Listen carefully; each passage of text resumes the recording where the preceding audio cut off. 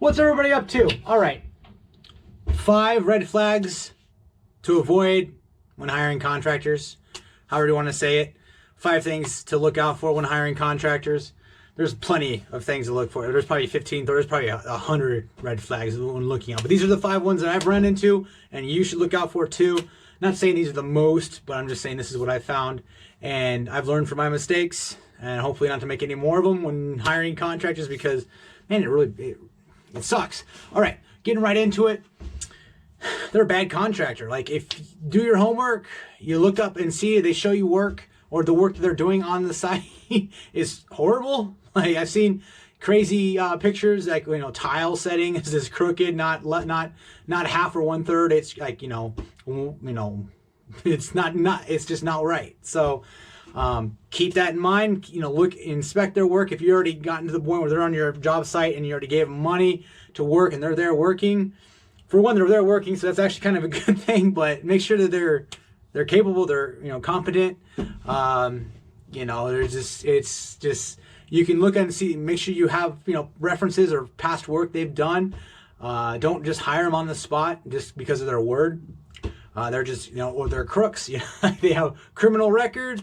Something that's public. You can do a little bit of background checking. Make sure it's somebody that has a reference. Somebody recommended them because they did a good job. Just don't hire somebody out of the blue. Do some homework. Another red flag: they're always late, or they never show up, or they lie consistently about being on time. Or I'm dealing with this right now. It's ridiculous. I told the guy to his face that he's the most unreliable person I've ever met. It's hands down. He will show up. He does get the job done. It's just I'm lucky that the customer is absolutely completely patient with everything. So he gets the job done. They like him, kind of thing, and he's a likable guy.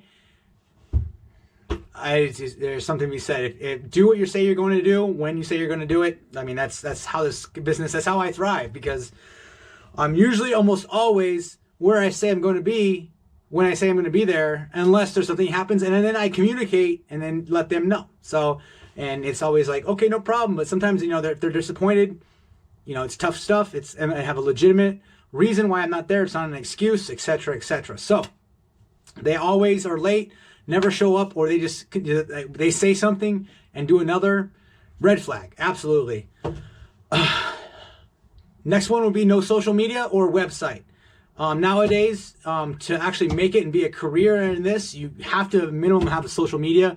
I don't know anybody really that just does it off word of mouth. If they do it off just word of mouth, either they're older, they have a clientele that just, straight up, they don't need that because they've had years and decades worth of clientele. They just always have them coming back doing stuff. If they have no social media and no website, nothing like that, you can't find them on Facebook, there's a reason. Absolutely, there's a reason. So just be warned. Absolutely. Next one would be over promises, under deliver. I know I said it before, but that's ones like, we're going to do this, this, and this, and this. And, you just be careful. Absolutely be careful.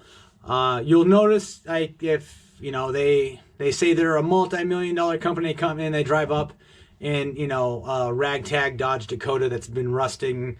I mean, I'm not saying you can have a there's a certain point where money, your profits trickle down and you can't afford not to have a reliable vehicle. So therefore, one doesn't match the other. So just keep that in mind.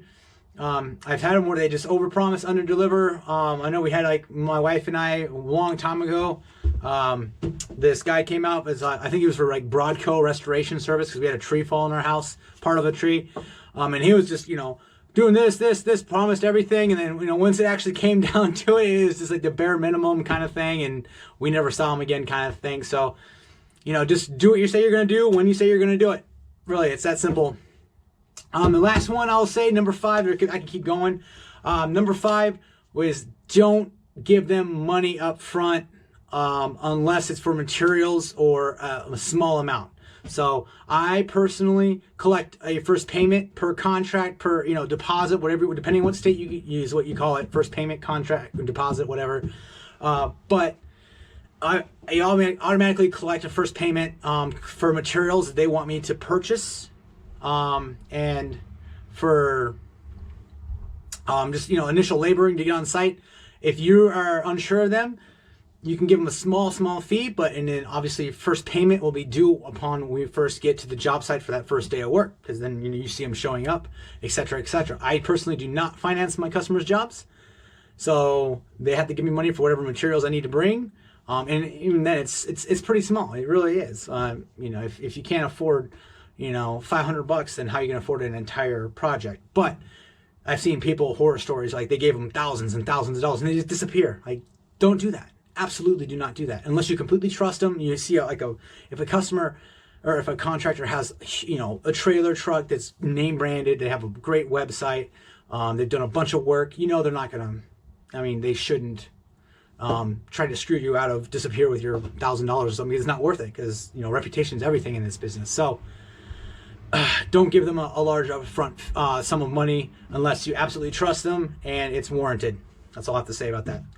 If I've earned your subscription, like and subscribe. Leave a comment down below. Any other red flags anybody else wants to, because obviously this community is the best learning thing. Everybody reads the comments down there, and you might teach somebody else something to look out for. So like and subscribe. I'll see you on the next